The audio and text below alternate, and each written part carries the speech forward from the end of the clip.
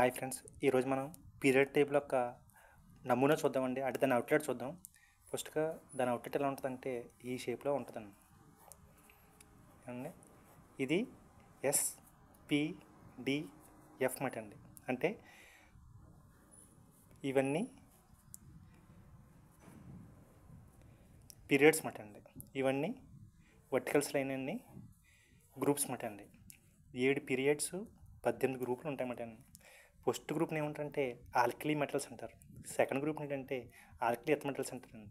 ఈ last group ఉంది కదండి, దీన్ని ఇనర్ట్ గ్యాసెస్ అంటారు.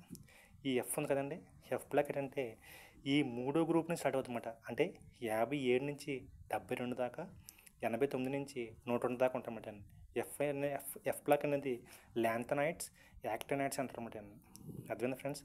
ఇదే SPDF ఉన్న పీరియడ్ టేబుల్ అన్నమాట అండి. Thank you. Next video apply చేస్తాను చూడండి. Thank you.